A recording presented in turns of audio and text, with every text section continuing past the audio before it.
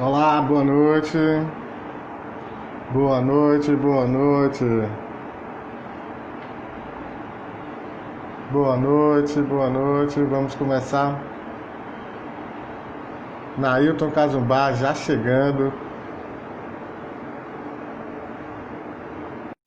Boa noite, Neide. Nailton Cazumbá já por aqui. Vamos começar. Edinha, muito bem-vinda. Olá, Nailton. Boa noite, Lucas. Boa noite, Boa noite, pessoal. meu caro. Cecília, pessoal de Brumadinho, todo mundo que está chegando aí, boa noite. Mais uma live, nossa, que legal. Aqui com o nosso querido Nailton Cazumbá, grande parceiro, que brilhou aí agora essa semana, né, no evento da BCR. Passamos por lá para dar nossa colaboração. Que legal. Mauro, querido Mauro, do Instituto Rupilés, um abraço para você, obrigado aí pela presença. Rony, pessoal de Brumadinho mais uma vez. Tá Lucas, chegando. eu tenho aqui que declarar ao vivo que eu sou muito fã do Mauro, cara. Mauro é um cara fantástico. Além de ser um colega nosso da área do terceiro setor, do Instituto Rompilé, mas como pessoa, Mauro é fantástico, cara. Eu sou muito fã dele. Então quero deixar aqui um abraço especial para o nosso grande Mauro Rodrigues. Legal, que bacana, Ayrton. Um abraço para o Mauro, mais ainda, mais efusivo ainda depois dessa declaração. Priscila, seja bem-vinda. Luciana, Nath, Luciano também, uma pessoa fantástica que nos acompanha sempre. sempre, está sempre por aqui. Contadora. Que legal. Joia. Zé Luiz, lá de São Paulo. Vânia Bolete também Minha está sempre querida por aqui.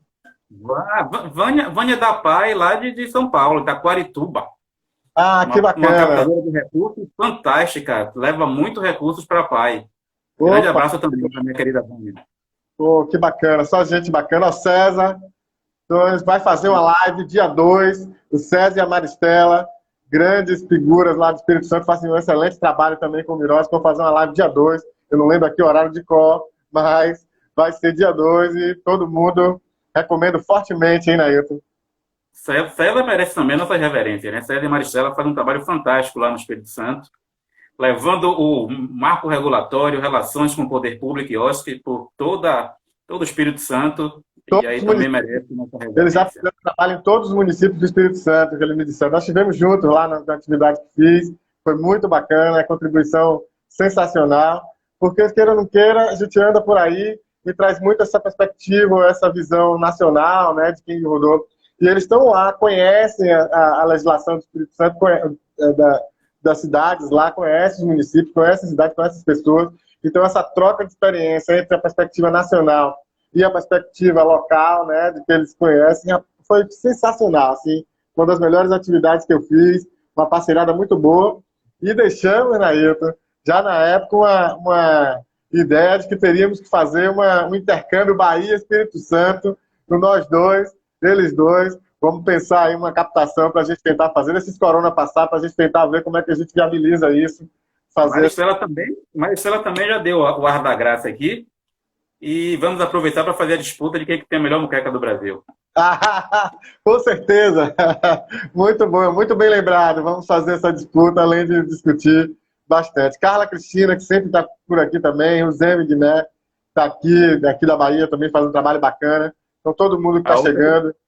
a outra Cristina também, que é lá de Belo Horizonte também, né, nos acompanha Opa, sempre. Um abraço. que Boa legal. noite para todos vocês que estão chegando.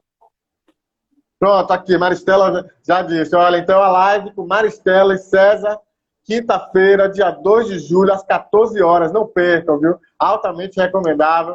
Pessoal da Escola de Governo lá do Espírito Santo, baita experiência. Então, tá aí o recado dado, desde já, a live com Maristela e o querido César. Então, quem está chegando aí, Leila, também, boa noite. Vamos começar então, aí. Estamos já com 20 e poucas pessoas aqui com a gente. Vamos.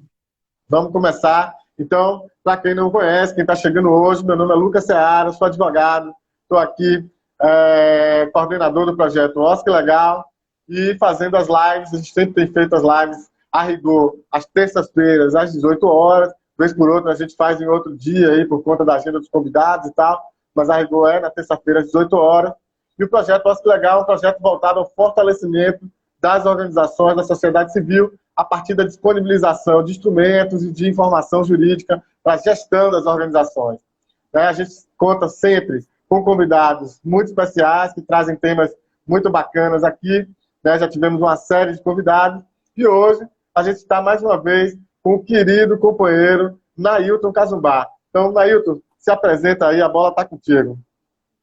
Joia, acho que eu já sou figurinha carimbada aqui nas suas lives, né? Mas é sempre um prazer poder estar aqui batendo um papo contigo, desfrutar de sua companhia e trazer informações sobre o terceiro setor. Então, para quem ainda não me conhece, sou Nailton Cazumbá, sou contador aqui de Salvador, especialista em contabilidade e gestão das organizações do terceiro setor e há 24 anos atuando nessa área, ajudando as organizações na relação com o poder público, na sua relação interna, com o cumprimento de obrigações acessórias, tudo aquilo que ela precisa fazer para estar em dia e funcionar bem. E eu acho que eu nunca falo isso, Lucas, mas eu já passei um bom tempo também do outro lado do balcão. Eu passei 4 anos na Secretaria de Cultura aqui do Estado da Bahia, analisando as prestações de contas. E também, durante uns 6 anos, eu fiquei na Universidade Federal da Bahia, junto com a CGU, analisando as prestações de contas também, que eram prestadas com relação às unidades de saúde, né, da Universidade Federal da Bahia. Então, claro que os 24 anos são todo o terceiro setor, mas posso contar que tem uns 10 anos também, ajudando o poder público, vendo o outro lado do processo, que facilita muito o entendimento para que nós consigamos assim ajudar, né, nessa relação, que é uma das fontes de recursos das organizações, que é fazer parcerias com o poder público, que hoje a maioria é regida pelo famoso Miroski. Ailton, que interessante saber essa experiência, até porque eu também conto muito essa experiência que tive pelo poder público. Eu também passei pela Secretaria de Cultura do Estado da Bahia, justamente fazendo assessoramento jurídico do fomento, né, dos projetos Faz Cultura, Fundo de Cultura, enfim. Então, passava pela minha mão lá a questão na avaliação jurídica, né? E tive no Ministério da Saúde também. Então, eu concordo plenamente contigo que dá esse outro, né? Você perceber esse outro lado também. Eu tanto escrevo projetos, né? Quanto proponho projetos, enfim, já fazia isso dentro da organização. Depois eu tive a experiência dentro do poder público, analisando o projeto, fazendo monitoramento e avaliação. Isso dá uma experiência, uma visão muito interessante, né? Eu acredito que é um acúmulo importante, interessante para a gente passar para as pessoas. E eu queria, Nailton, antes de fazer a primeira pergunta, já começar, dar uma boa noite especial aqui para minha mãe, que acabou de entrar. Então, um beijo, minha mãe. Então, vamos começar. E Álvaro Mendes, grande parceiro lá do Acre, Lucas Cardoso, o pessoal que está chegando também, Elizabeth, Helder, Franciene, todo mundo que está chegando aí, boa noite, especial para meus parentes aí, para minha mãe, que está aí assistindo. Mas vamos lá, Nailton. Hoje a gente vai falar, então, sobre obrigações legais e acessórias das organizações, né? E o que é que você tem a dizer aí, logo de chegada, para a gente, com relação a esse tema? Joia. É importante tratar desse tema, porque as organizações do terceiro setor geralmente nascem com um foco voltado para o social. E nem sempre essa estrutura ela tem pessoas que tenham conhecimento de administração, de gestão, e aí ela precisa ter um bom acompanhamento jurídico, um bom acompanhamento contábil.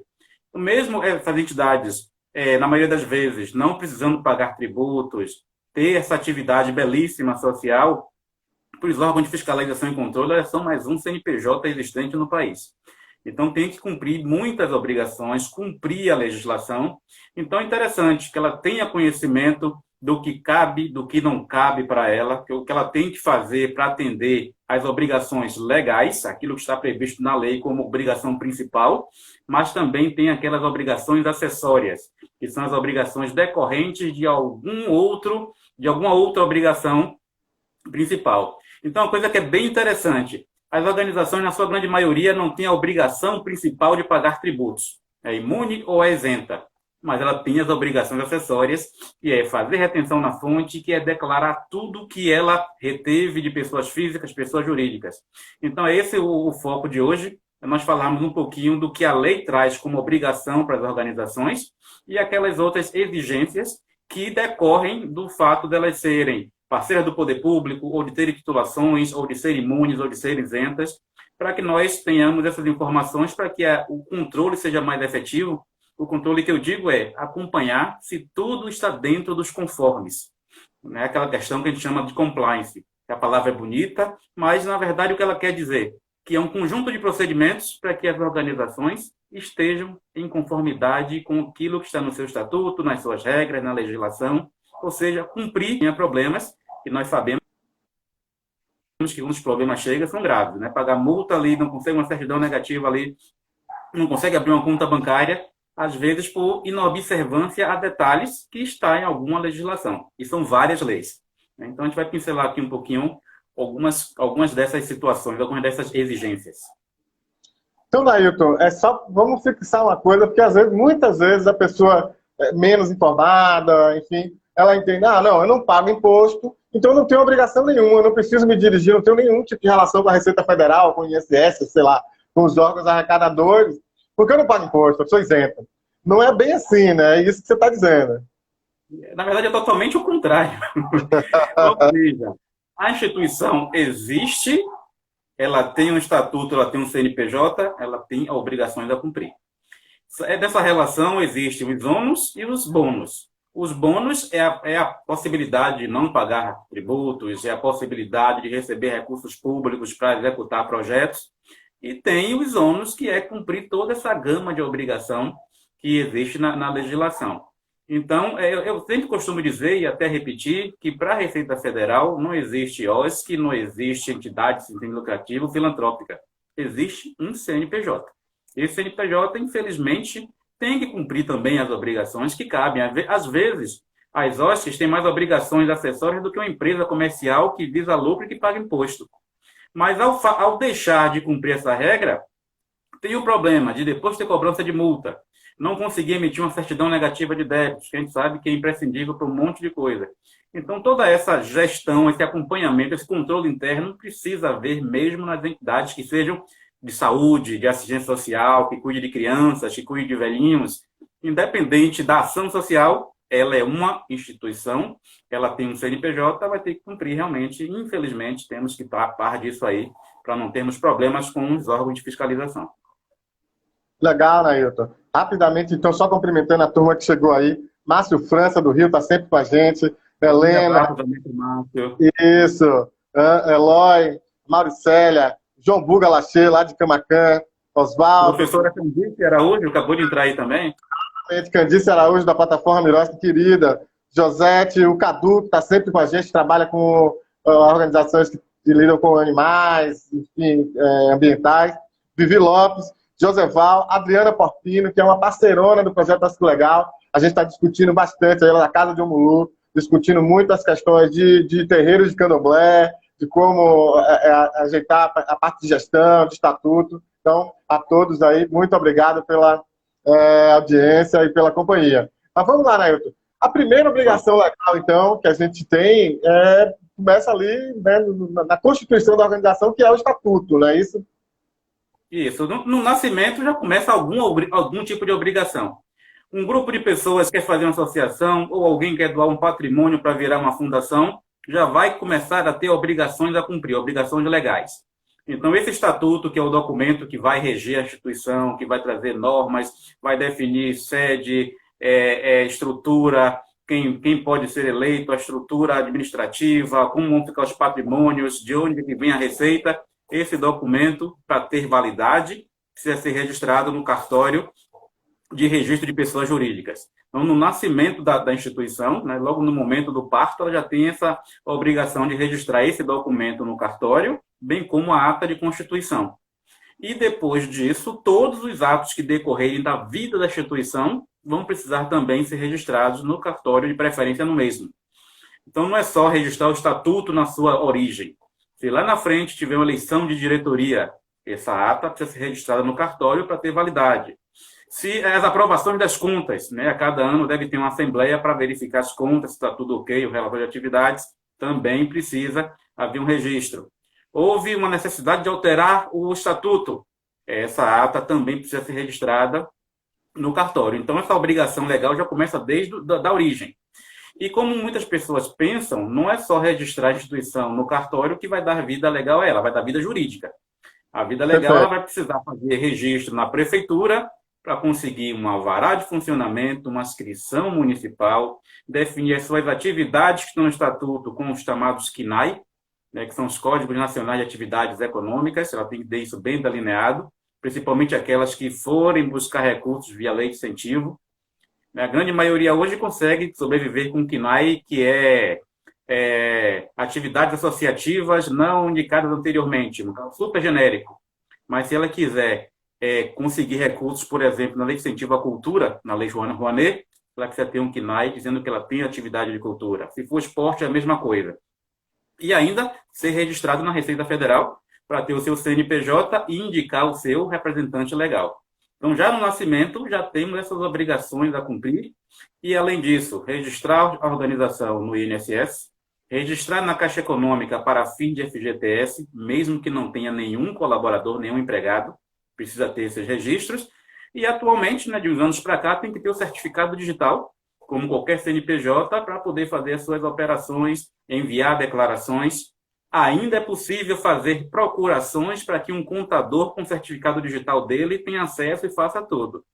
Mas isso em breve não vai mais poder acontecer. O contador vai ter o certificado digital dele e a instituição vai ter que ter também. E o pior, tudo isso gera custo. Registrar o estatuto no cartório tem custo, abrir a instituição na prefeitura tem custo, o certificado digital tem custo. E também não podemos esquecer de ter um acompanhamento contábil, né? Se a instituição foi criada, se ela tem um CNPJ, vai precisar ter um contador. E se não conseguir um contador que faça isso voluntariamente, também vai ter custo com esse acompanhamento contábil. Então, já no início, quando se pensa em abrir uma instituição, precisa definir qual vai ser a fonte de receita, porque essas despesas vão acontecer. As de constituição são fixas, pagou ali e acabou. Constituiu, pagou cartório, pagou prefeitura, pagou as taxas, mas tem o serviço contábil, que ele deve ser mensal, tem taxas municipais que ocorrem a cada ano, fora a estrutura da organização, que ela precisa se manter também, talvez pagar água, aluguel, isso aí são outras questões financeiras, não são legais, mas como a gente está tocando no assunto, já é bom também deixar o pessoal preparado, porque não é brincar de abrir instituição. É um negócio, não é comercial, mas é um negócio social. As pessoas confundem isso, né, Nailton? O fato de ser algo beneficente ou sem fins lucrativos, acha que é menos oneroso da Constituição, ou que é menos complicado, que é de qualquer jeito, é sem técnica, que não precisa ter um respaldo. E a gente vem conversando muito, né, nas nossas conversas aqui, e eu tenho conversado com outros convidados aqui também, o Ricardo Monello, a gente falou muito sobre isso, o próprio Laís Lopes, da importância de ter uma retaguarda jurídica e uma retaguarda contábil, né? Especialmente, digo sempre, a retaguarda contábil. A gente sempre fala isso, mas é bom sempre repetir, não é isso, querido? Perfeito. E um outro ponto também, uma outra obrigação legal que é importante observar é com relação à gestão trabalhista. Então, muitas organizações vêm pecando por dois motivos. Um, por falta de Perfeito. conhecimento, o outro correndo risco porque os recursos estão escassos. Então, nessas relações trabalhistas, elas podem se converter numa relação de emprego. E quando é que isso acontece? Quando um colaborador preenche os requisitos previstos na legislação para que haja essa configuração de vínculo trabalhista, que é a subordinação, a habitualidade, a onerosidade, que é o pagamento. Então, tendo esses requisitos todos juntos, certamente vai ter um problema trabalhista se não forem contratados via CLT. Então, hoje, acontece muito de utilização de MEI, que não é ilegal, mas precisa ver qual é a relação dessa prestação de serviço. Então, contratar um MEI, por exemplo, para fazer serviço administrativo, a pessoa está ali 8 horas por dia, de segunda a sexta, faz-se até um contrato com esse MEI, mas o risco trabalhista vai acontecer.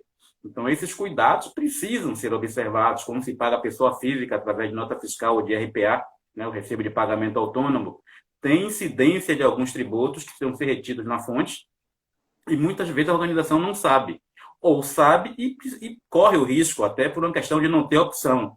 Contratar hoje uma pessoa com carteira assinada, o custo da remuneração ele cresce cerca de 65%. Ou Nossa, seja, contratar uma pessoa com carteira assinada, que o salário dela é R$ 1.000, o custo dela é quase 1.700, porque tem cargos, tem 13º, tem férias, tem uma possível rescisão. Se for um autônomo, isso cresce 20%. Então, um autônomo que é R$ 1.000 no serviço dele, o custo da instituição vai ser 1.200 se ela não tiver a isenção da parte patronal do INSS, né? Quem tem SEBRAS não tem esse risco. E quando se contrata MEI, os R$ 1.000 são R$ 1.000. Então, muitas organizações preferem que as pessoas abram, se cadastrem como MEI, que tem um grande problema. A legislação do MEI, ela deixa bem clara quais são os tipos de serviços que podem se enquadrar. E aí, a é. partir do momento que uma pessoa faz um serviço, mas se enquadra no MEI em outro, isso é uma burla. Isso pode dar algum problema depois. Então, se é para ter uma relação trabalhista, que se tente fazer da forma correta, via CLT, mas a gente sabe que nem sempre os recursos disponibilizados são suficientes para pagar todos esses encargos. E aí, muitas vezes, as OSCs preferem correr o risco de fazer uma relação meio de forma precária, sabendo que pode estourar lá na frente uma bomba, como muitas vezes estoura. E Bom, aí, temos também, rapidinho, Lucas, só para tá, concluir, tá. a gente precisa também tomar atenção que, com relação à questão trabalhista, quando a dívida não pode ser paga pela instituição, pelo CNPJ, pode recair no CPF do seu responsável legal. Legal, Nailton. E uma outra questão que vai na mesma linha, e a gente sempre tem que dizer a questão do voluntário. Minha organização só trabalha com voluntário. Tá, você assinou o termo de voluntariado, cumpriu os requisitos da legislação específica para a relação com o voluntário. Então, se você não assinou o termo de voluntariado, está correndo um risco dessa pessoa dizer que a relação era de trabalho, enfim. A gente não está aqui pressupondo a má-fé desse voluntário, mas a organização, enquanto instituição, precisa se precaver, precisa tomar todos os cuidados com relação àquilo que a legislação determina. Perfeito, é exatamente isso. E tem que tomar cuidado, Lucas, porque eu vejo muita organização que tem o serviço voluntário e está dando ajuda de custo para essas pessoas, um valor fixo mensal. E o que é que a lei do voluntário fala? Que se esse voluntário tiver custos, tiver despesas para fazer esse trabalho voluntário, ele pode ser ressarcido. Ressarcimento é o voluntário pagou alguma despesa com transporte, com alimentação, comprou material, Perfeito. comprou algum produto para fazer o trabalho, ele leva essa documentação para a organização e a organização vai fazer o reembolso. Mas a partir do momento que tem uma ajuda de custo, por menor que seja o valor, algo Fixa. fixo, havendo auditoria da Receita Federal, eles vão considerar que é relação de emprego e vão calcular INSS, FGTS, PIS, 13º, férias. Então, às vezes, a intenção, por melhor que seja, não é totalmente compreendida da forma correta. Então, como o Lucas falou, faz o termo de adesão ao serviço voluntário, tenta ver se é possível definir as regras, os dias que essa pessoa vai, se vai haver ressarcimento, se não vai, se é totalmente gratuito ou não. Eu já cheguei a ver situações que tinham uma ajuda de custo de R$ 3.000 para um voluntário. Eu falei, isso aí é um tiro no pé. A partir do momento que tiver Nossa, uma auditoria da Receita Federal aqui, vocês vão estar com uma remuneração disfarçada de serviço voluntário. Se é nossa. voluntário, não pode ter remuneração. Mas depois eu fui descobrir que a voluntária era afiliada da presidente da organização. E aí era uma forma de tentar burlar, que nunca deu problema até o momento, mas pode dar. Né? Então a gente tem que alertar. Então são essas obrigações legais que nós temos que conhecer e aplicar na medida do possível. Na medida do Daí, possível, eu estou falando, porque a legislação tem que ser aplicada tem que mesmo. ser aplicada sempre. Exato. Daí, só cumprimentar aqui, então, a turma que está chegando. Desirê, Silvana, Rogéria, Valéria, professor Hamilton, que está falando aí já de um bom planejamento, de uma boa organização da casa, né, já chamando a atenção para isso. A Silvia e a querida Lília Azevedo, que é a procuradora do município de Salvador, que vai estar comigo aqui terça-feira, dia 7, na primeira live do mês de julho. Então, dia 7, 18 horas, Lília Azevedo, procuradora do município de Salvador, sabe muito a mulher, e vai falar um pouco da experiência de implementação do Mirosp aqui na cidade de Salvador. E também cumprimentar o Prince Adamo, que é um grande artista lá da minha terra, um reggae man de primeira, também envolvido nas casas sociais. A gente fez uma organização, tinha uma associação lá em Camaquã, ele e a mãe, e sempre envolvido nas casas sociais, além de ser um grande artista, uma pessoa muito comprometida com todas essas questões. Mas vamos lá, Ailton. Além das obrigações... Vai lá. Dois minutinhos, porque apareceram aqui algumas perguntas sobre a questão do MEI. Isso. Mas você bem rápido. A Ana Cunha, lá do Rio de Janeiro, minha grande amiga, perguntou aqui se pode contratar MEI e quando é possível, qual é a melhor opção. Então, Ana, MEI, esse tipo de cadastro foi criado para que pessoas que estavam meio no anonimato pudessem ter condição de ser registrado, ter um CNPJ, pagar um valor fixo mensal para a Previdência e ter direito a auxílio-doença, a licença-maternidade, a aposentadoria. Então, e são tipo de profissões bem específicas. Então, sempre vem uma alteração na legislação e diz que só podem ter esses serviços aqui como MEI. Profissão regulamentada não pode, alguns tipos de atividades também não pode. Então, assim, para contratar o MEI, o serviço desse prestador tem que ser vinculado com aquela que está na listagem, por isso que tem que ter o tal do SCNAI. Apoio administrativo, serviço de secretária, não tem no MEI, não pode. Então, se alguém está recebendo por MEI por esses caminhos, está cadastrado de uma forma e prestando serviço de outra. Então, esse é o cuidado que nós estamos aqui chamando a atenção para que observe sempre, para que não tenha depois um problema trabalhista com a organização. E com relação ao voluntário, Márcio França. Foi o Márcio que perguntou sobre a questão de benefícios. Isso. Se for o caso de fornecer o transporte, fornecer a alimentação, porque não pode ter remuneração. Então, se o voluntário está lá o dia inteiro, a organização pode, claro, ceder o almoço para essa pessoa, tranquilo. Então, o transporte, tudo que for vinculado à necessidade do trabalho do serviço voluntário, pode. Remuneração é que não pode. Nailton, não posso deixar de cumprimentar aqui, que já está por aqui, a Aline Euriques, que é professora de Direitos, que lançou um livro agora sobre a questão constitucional do terceiro setor. Nós estamos numa parceria muito bacana. Vai estar comigo aqui numa live falando sobre o livro dela. Vai lançar também um texto aqui com exclusividade para o projeto Nossa Que Legal. Nós já estamos trabalhando nisso. Então, Aline, um grande abraço para você. Dia 28 de julho, fechando o mês. Então, nós estamos aqui com a Aline, que vai abrir o mês de julho, no dia 7, e com a Aline Euriques, que vai fechar o mês de julho, no dia 28, tá bem? Então, Aline, um grande abraço para você. Cumprimentar também Daniele Moura, o André Carvalho, advogado de Pernambuco, que também trabalha com organizações. Tiago Maciel, de Porto Seguro, faz um trabalho muito bacana lá também. A Silmara de Léo, Mardenha. Então, toda essa turma que chegou aí, um grande abraço. Nailton. Tem gente boa. Só demais, Ave Maria. Eu só agradeço, então, pela oportunidade de ter vocês aí compartilhando com a gente. A Drica, lá de Fortaleza, que é sua fã, está sempre te acompanhando. Eu já conheço ela, né? Já que ela sempre está por aqui, está sempre te acompanhando também e sempre trazendo coisas muito interessantes. Mas vamos lá, Nailton. A gente falou das obrigações legais, né? Aquelas obrigações que são obrigatórias. Tem as obrigações que são chamadas acessórias.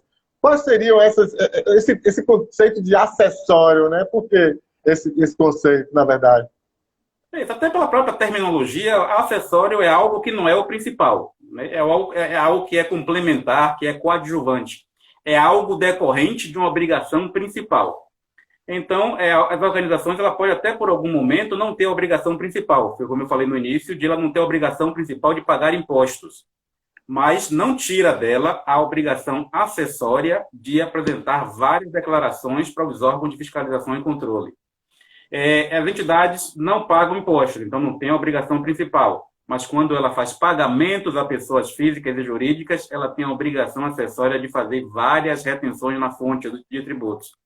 Então, essas obrigações acessórias precisam ser cumpridas, não são principais, mas dão também muitas dores de cabeça se não forem cumpridas. Quais são as maiores obrigações acessórias que temos hoje? Aquelas que devem ser apresentadas mensalmente ou anualmente para a Receita Federal do Brasil. Então, temos uma sopa de letrinhas que são o resumo, né, a sigla dessas obrigações que existem. Então, por exemplo, uma entidade sem fins lucrativos que fez um pagamento a uma pessoa física e teve retenção do imposto de renda. Isso pode acontecer se pagar empregados, seletistas, como pode ser quando paga autônomos ou quando paga pessoas jurídicas. Se no mês teve pagamento com retenção na fonte do imposto de renda, ela tem que apresentar uma declaração de débitos e créditos tributários federais, chamada de DCTF, Incidência, Competência Mensal. A ausência de apresentação de um DCTF quando obrigatória, R$ 500 por mês. Nossa. Tem as obrigações anuais.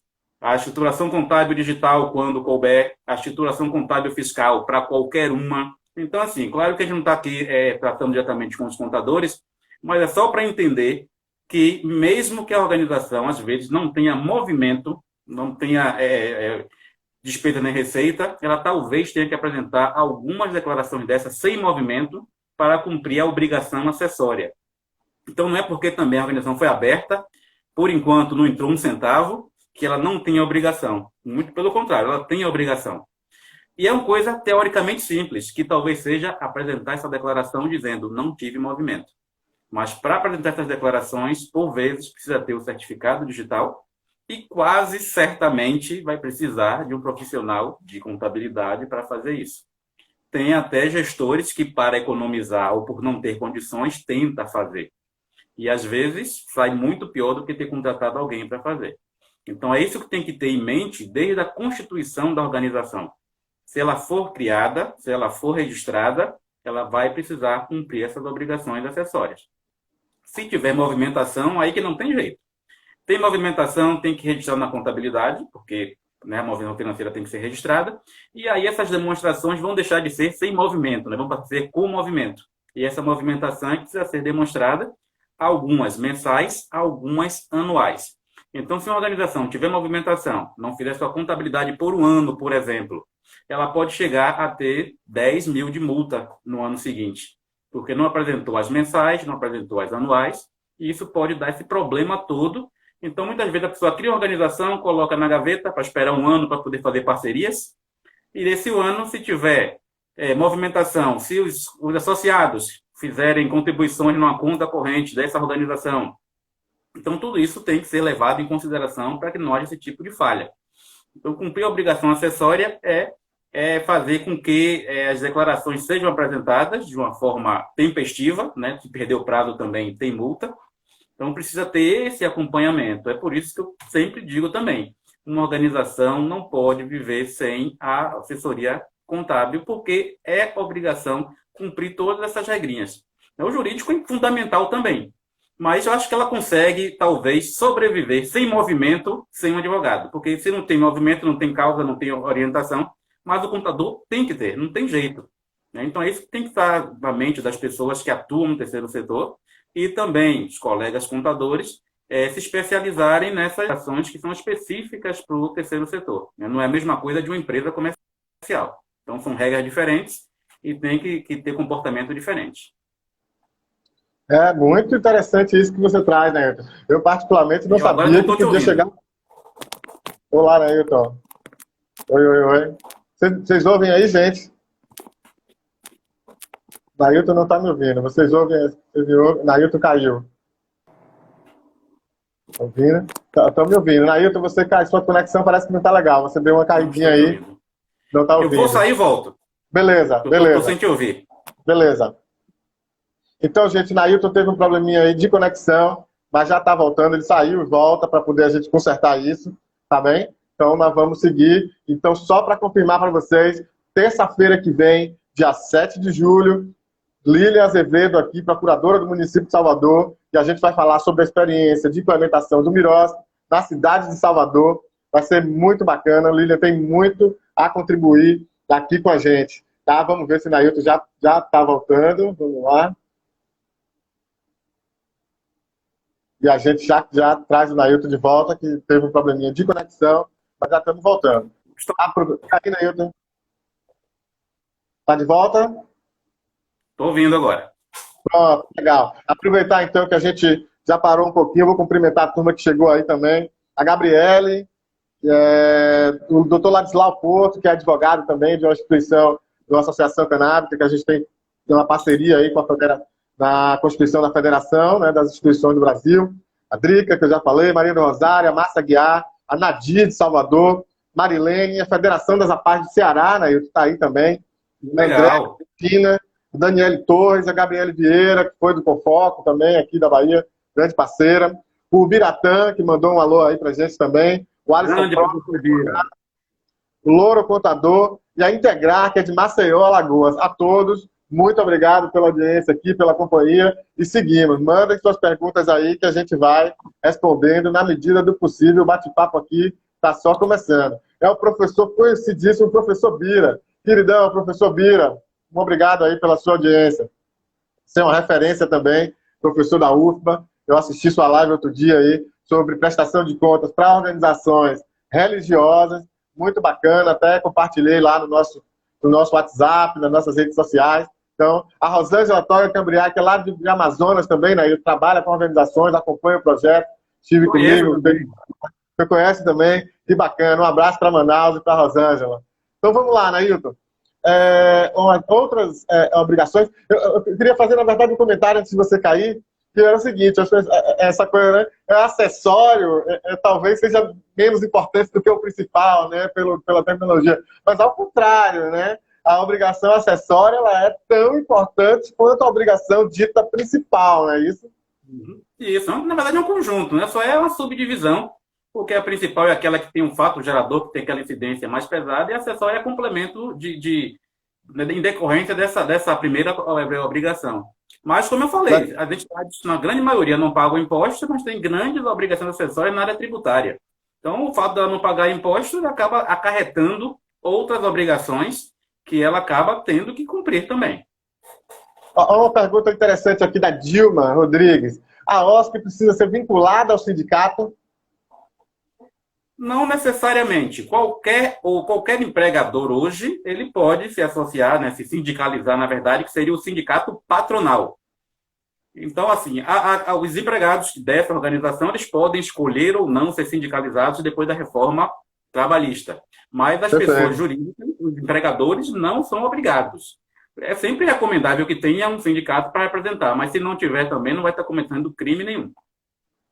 Legal. Nailton, tem outras questões que você já apontava para mim, e uma delas que eu sempre quis perguntar, outro dia eu conversava com a Daniela Marra sobre isso, com a contadora querida também, sobre a questão da auditoria externa.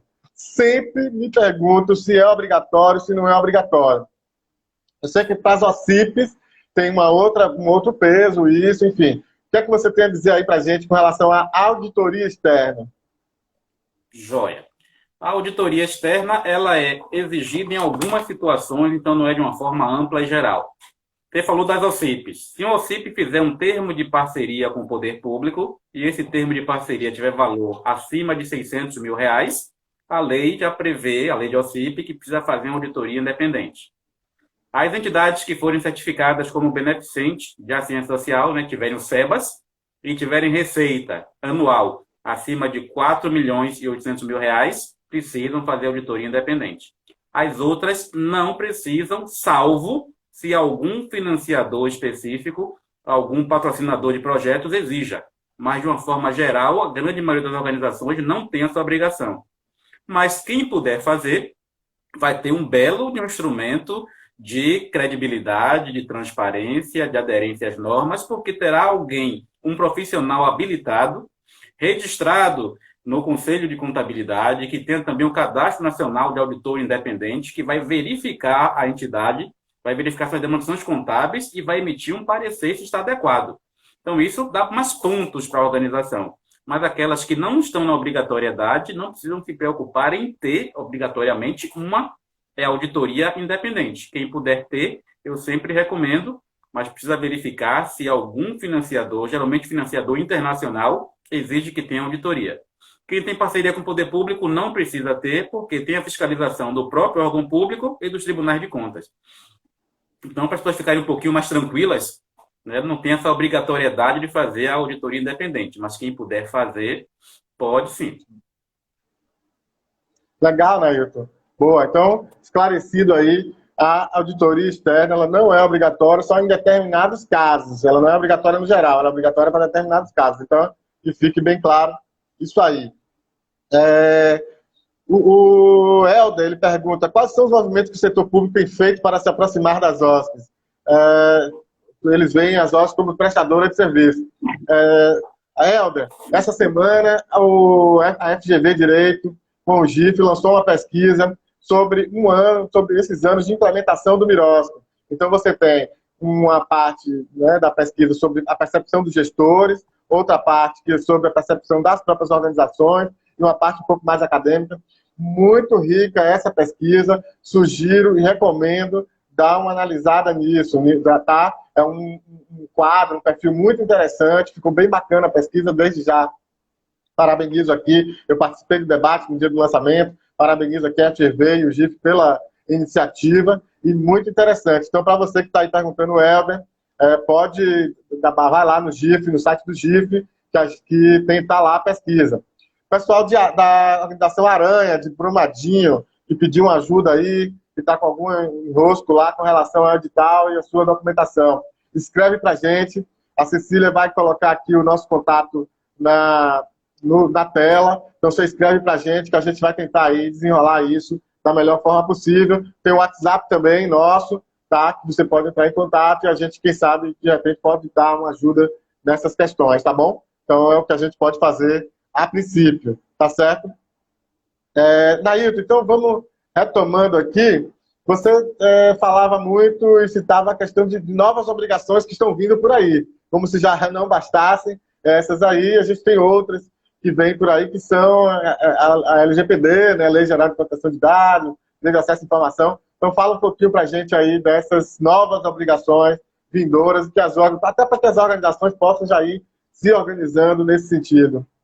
Então, assim, além dessas que nós já citamos aqui, né, de cumprir as obrigações legais, do seu nascimento, as obrigações acessórias, sempre no terceiro setor vai ter uma novidade. A Lei de Acesso à Informação já não é tão nova assim, porque ela é de 2011, mas ela tem regras que muitas organizações não estão cumprindo e agora estão sendo cobradas. Essa lei de 2011, né, Lei de Acesso à Informação, ela deixa bem claro que qualquer organização sem fins lucrativos que receba recursos públicos precisa divulgar as informações no seu site. Informações da parceria e informações da própria instituição. Então, disponibilizado seu estatuto, a ata de eleição para informar quem é que está na direção da organização, as parcerias que foram realizadas, quanto recebeu, se já prestou contas, se não prestou contas. Isso é algo desde 2011, que em 2014 teve o reforço da Lei 13.019 de 2014, né, o famoso Miroski, que veio e trouxe novamente essa obrigatoriedade. Então, tem duas leis falando do mesmo tema. Recebeu recursos públicos, precisa demonstrar, divulgar as informações no site das organizações. Em março deste ano, o Tribunal de Contas do Estado de São Paulo fez uma geral. Pegou todas as organizações que tinham parcerias com o Estado de São Paulo e verificou no site dessas organizações se tinham informações contidas em duas leis. Aquelas que não tinham cumprido as obrigações foram notificadas e estão correndo o risco de não receber recursos na próxima parcela ou de não fazer novas parcerias. Então, já é uma obrigação legal que existe desde 2011, reforçada em 2014, e a maioria das organizações não estão cumprindo. Então, essa é uma nova demanda de uma lei velha, porque agora que o Tribunal de Contas começou a cobrar. Com referência ao compliance, é o Programa de Integridade. Compliance foi criado, foi trazido para o Brasil na época da Operação Lava Jato, visando que não se tirasse proveito de recursos públicos nessas relações, na sua grande maioria com as empresas privadas, né, que foram empresas mais vinculadas à Operação Lava Jato. Então, o que é que diz essa lei em resumo? Qualquer empresa ou entidade sem fins lucrativos que venha a ter relação com o poder público precisa comprovar que tem um programa de integridade. Um programa que garanta que a entidade vai agir com ética, que não vai haver corrupção, que tem políticas definidas para que não haja essa possibilidade de desviar recursos públicos. E aí se pergunta, mas isso vai chegar para o terceiro setor? Vai. A lei do Distrito Federal e do Rio de Janeiro já criaram regras para as parcerias. Ou seja, nesses dois estados, a depender do valor, a parceria só vai ser concretizada com a OSC se ela tiver estruturado o seu programa de integridade, o seu programa de compliance. Então, pode ser que essa regra chegue para todos os estados do Brasil e as organizações precisam ter essa estrutura. Fala assim, a palavrinha é bonita, ela vem do inglês, mas nada mais do que ter um programa de integridade, um programa que garanta a ética e o cumprimento das normas para que não haja falha, nem erro e, principalmente, que não haja corrupção. Então, é uma outra obrigação legal que preparem-se que em breve vai chegar também para a organização do terceiro setor. Se tiver um bom controle interno, se tiver um bom acompanhamento de suas normas, tiver um bom manual de procedimentos. Se tiver regras bem definidas, ela vai cumprir isso tranquilamente. É um instrumento de organização da instituição. E a Lei Geral de Proteção de Dados, que também muita gente já ouviu falar, mas acha que não vai chegar até a organização, vai também chegar, porque qualquer organização com fins lucrativos que tenha registro, que tenha guarda de dados de pessoas, vai ter que ver o que essa lei está exigindo para ter esse controle desses dados. Então, as escolas têm dados dos pais dos alunos. Os hospitais têm prontuário de todo mundo, tem informação. A assistência social tem informação até como é que chama, da remuneração das pessoas, né? Da situação financeira de cada um. Então, esses dados precisam ser bem guardados e até para que esses dados sejam divulgados, precisa verificar o que é que essa lei está exigindo. Então, assim, não é nada desesperador, é verificar o que essas leis trazem de regra e ver o que pode ser aplicado nas instituições. É melhor fazer esse estudo prévio, essa discussão, do que receber uma notificação depois, que pode vir acompanhada de uma multa, porque não cumpriu as regras. Então, esse é o procedimento, e esse é o casamento perfeito entre jurídico e contábil. Quando fala aderência às normas, alguém tem que ler essas leis e verificar se aplica ou não aquela instituição. Pode ser que aplique 1%, 10%, mas alguém tem que fazer essa análise. Então, é por isso que é importante ter esse acompanhamento jurídico, e quem vai colocar isso em prática, geralmente, é a contabilidade. Né? Por isso que eu falo desse casamento. Então, além de já ter várias normas, várias regras, Lucas, precisamos também ver o que é que vem de novo por aí, e sempre vem coisa nova. Perfeito, Nailton. E eu queria só, Nailton, registrar, então, amanhã não, no dia 2, na quinta-feira, vai ter uma live com a doutora Bianca Monteiro, advogada, parceira aqui do projeto Nosso Legal, que está chegando aí, falando junto com a gente, e ela vai fazer uma live às 8 da noite, como criar uma organização no terceiro setor e os desafios do Mirosp. Então, fica ligado aí no Instagram, deixa eu ler aqui para não esquecer, Terceiro Setor Mentoria, que é o projeto dela, ela que também agora é uma parceira, chegando aí na equipe, somando aqui com o projeto Nosso Legal. Então, registrar aí a live da querida Bianca Monteiro. E também falar para vocês... Deixa eu só registrar rapidinho aqui a presença de Nanda Travasso. Ela está em Portugal nos acompanhando, cara. Nossa, então, que assim, bacana! As lives já estão saindo do Brasil. Então, minha irmãzinha Fernanda está lá em Portugal. Um beijo para ela. Um beijão para você, Fernanda. Obrigado pela sua audiência aí, internacionalmente falando. Então, ora, pois. Então, seguimos, Nailton. Só registrar também, pessoal, eu e Nailton escrevemos um texto juntos sobre prestação de contas na parceria do Mirosp. O poder público pode exigir os documentos originais. Então, a gente, no sentido de ajudar e de pensar coisas para as organizações, a gente já incomodado com essa história de aqui e ali ver o poder público exigindo documentação original nas prestações de contas, nós escrevemos um texto, a Cecília disponibilizou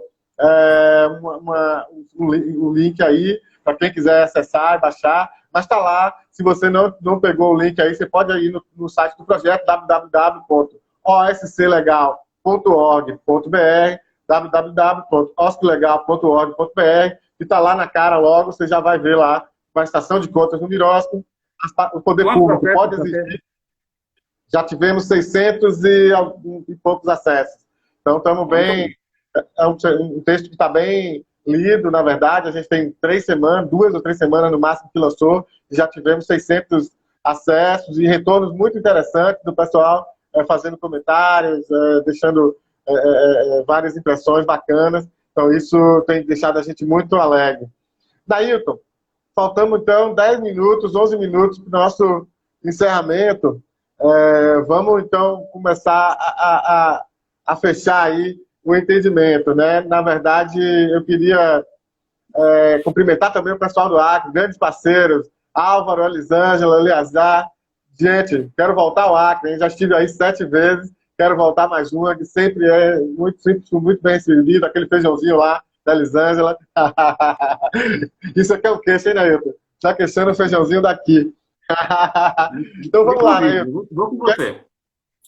Pronto, vamos fazer um seminário aí no Acre sobre o Mirosp, sobre parceria. Vamos levar eu e Nailton. Já estamos pensando bastante sobre isso. Vamos botar no papel.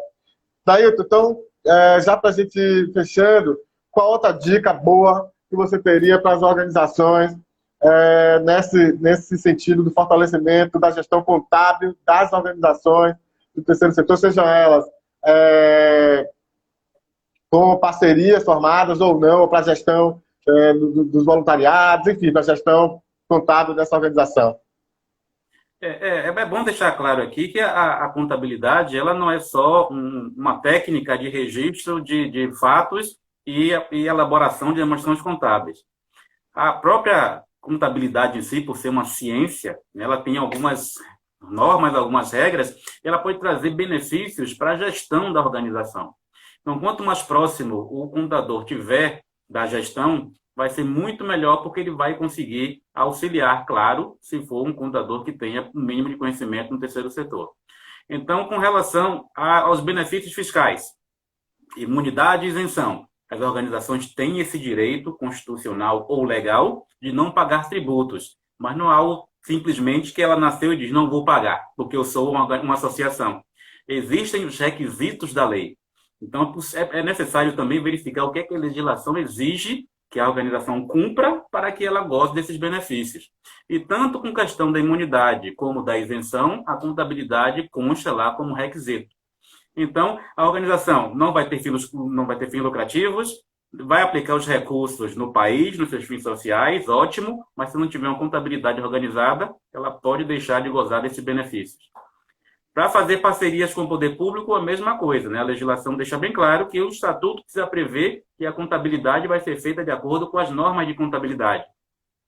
Se a organização quiser uma titulação, SEBAS, OCIP, OS, certamente vai precisar ter seu registro contábil feito da forma correta. Então, isso precisa ser verificado para que, já que tem essas possibilidades, esses benefícios todos na legislação, que se cumpra. Eu estou dando aqui o exemplo da contabilidade, mas existem muitas outras exigências que precisam ser observadas e cumpridas. Por exemplo, quem quer ter o SEBAS, que são as organizações de educação, saúde e assistência social, ela precisa ter uma cláusula no seu estatuto que diz que, em caso de dissolução do patrimônio, ele tem que ser destinado para outra instituição que o Mirosky veio e copiou. Então, quem não tiver essa cláusula no seu estatuto, ela pode deixar de fazer parcerias e pode deixar de obter uma certificação que vai lhe garantir não pagar tributos. Isso é uma obrigação legal. A lei diz que se você quiser o benefício, se você quiser fazer parceria, cumpra essa regra. Então, são esses pontos que nós precisamos verificar, identificar e fazer cumprir dentro da organização. Então, não é só um grupo de pessoas que está fazendo bem, que está atendendo a demanda social. Né? Essa organização ela precisa cumprir regras também. Então, não é só o lado positivo que temos que observar. E o outro lado não é negativo também, não. Ele só pode, talvez seja até burocrático. Mas também é um filtro para que aquelas organizações que atendam essas regras, sim, tenham direito a seus benefícios. Sabemos que sempre tem um pouquinho de burocracia, alguma coisa que atrapalha no poder público, para não ser tão fácil assim, mas é uma questão de aderência às normas que existem no país. Se existem muitas normas, se a gente não concorda, é outra coisa. Mas se tem regra para cumprir, tem que se cumprir. E antes de devolver a palavra para ti, não é só para responder aqui ao Márcio, que chegou aqui agora, a pergunta se SEBAS tem validade. SEBAS tem dois tipos de validade, né? Tem o de 3 anos e o de 5 anos.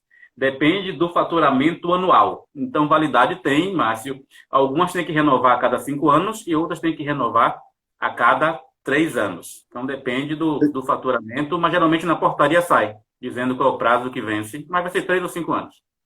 E é importante esclarecer que o julgamento que houve, nós tivemos aqui o Renato Dolabella e outros especialistas também conversando sobre isso, houve um julgamento que extinguiu algumas regras dessa lei, tornou inconstitucional, declarou inconstitucional. Mas o SEBAS, no todo, no bojo, ele continua existindo, tá? Algumas exigências é que não são mais cabíveis porque a lei declarou inconstitucional.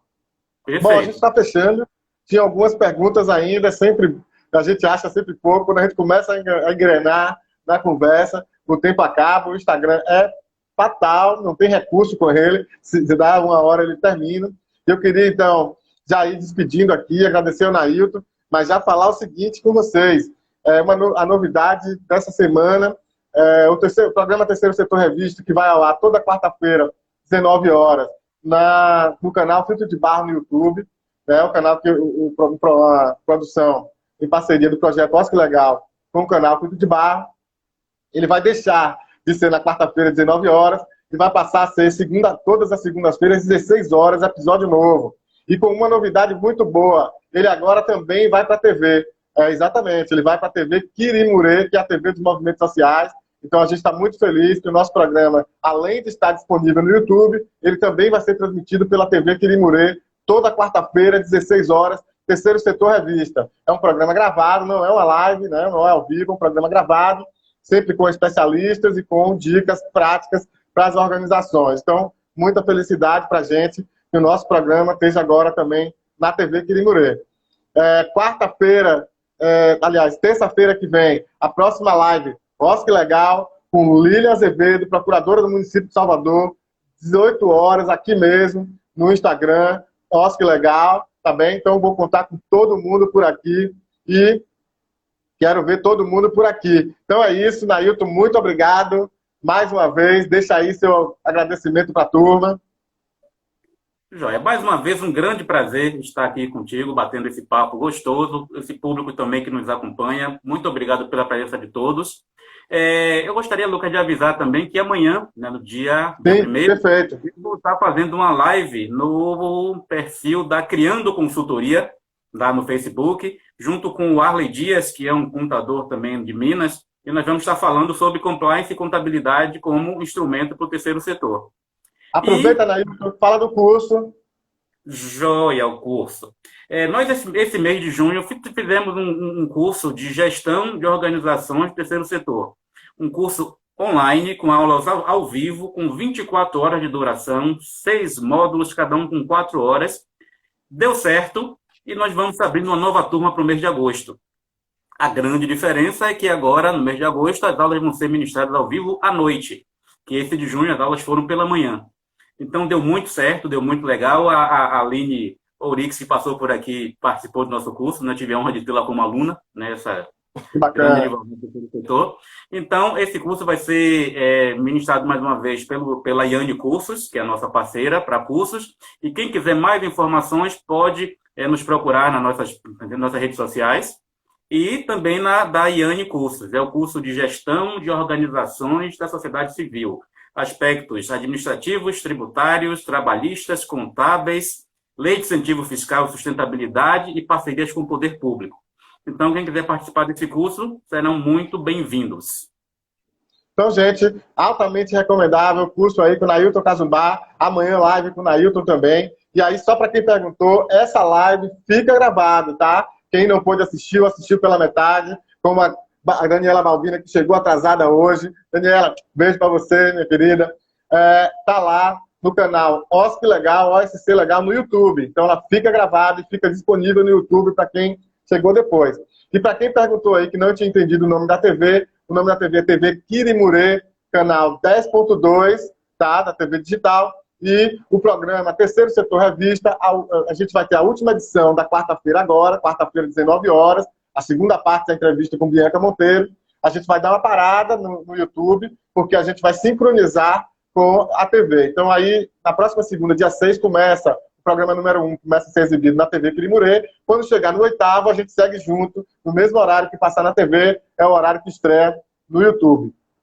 Tá bem? TV Quirimurê, segunda-feira, 16 horas, programa Terceiro Setor Revista, tá bem? Então, a gente está muito feliz que essa TV vai ver, tem transmissão e alcança pela Bahia inteira, acho que chega mais do que a Bahia também, alcança mais do que a Bahia, mas pelo menos na Bahia tem também. Então, Bianca Monteiro está aqui com a gente, ela que vai fazer a live no dia 2, aí 8 horas, já falei aqui, Terceiro Setor Mentoria, grande parceira, colando aqui agora com a gente no projeto Oscar Legal, a gente está pensando em novas atividades. Com certeza, Nailton, você já é uma pessoa que a gente já está contando com a sua parceirada nesses novos empreendimentos, digamos assim, que o Oscar Legal vai fazer. Então, gente, obrigado, Nailton, obrigado a todo mundo de coração. Vemos você, então, terça-feira, aqui com Lília Azevedo, na live Oscar Legal. Obrigado a todo mundo. Valeu, Nailton.